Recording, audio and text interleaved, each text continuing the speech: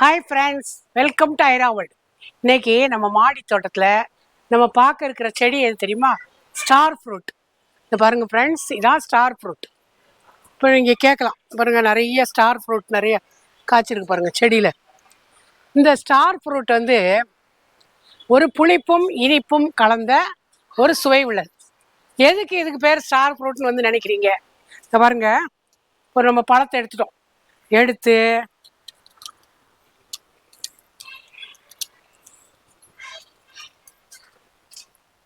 பாருங்க ஃப்ரெண்ட்ஸ், ஒரு ஸ்டார் மாதிரி இருக்கு பாருங்க.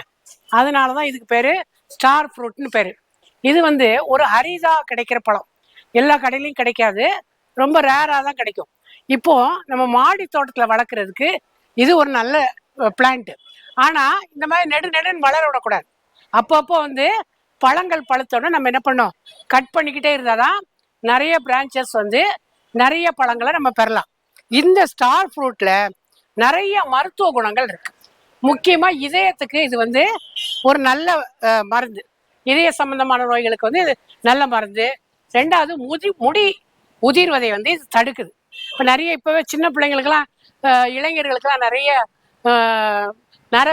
நிறைய முடி உதிர்தல் நிறைய பிரச்சனை இருக்கு.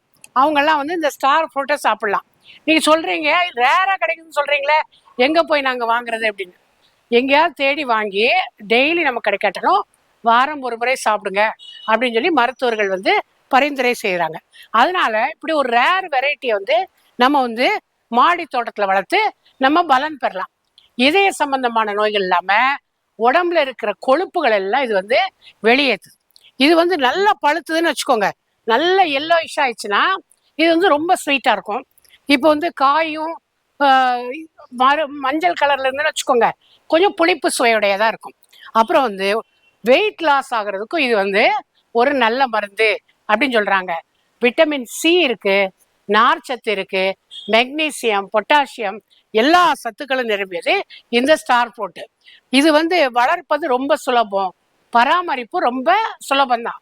அதனால ஒரு ரேர் வெரைட்டி வளர்க்கறது சுலபம், பராமரிப்பது சுலபம். இப்படி இருக்கிறதுனால இந்த மாதிரி அரிய வகை செடிகளை நம்ம தேடி நம்ம மாடி தோட்டத்தில் வளர்க்கணும். வளர்த்து கடைகள்லே காண முடியாத இந்த பழத்தை நம்ம பக்கத்திலே நம்ம வளர்த்து நம்ம இதனுடைய பலனை பெறணும். எனவே ஃப்ரெண்ட்ஸ், நீங்களும் போய் இந்த ஸ்டார் ஃப்ரூட் கண் எங்கேயாவது வந்து நர்சரியில் கிடைக்குதா அப்படின்னு பார்த்து ஒரு சிறிய செடியை வாங்கி கொண்டு வந்து நம்ம மாடி தோட்டத்தில் வளர்த்து பயன்பெறுவேன்.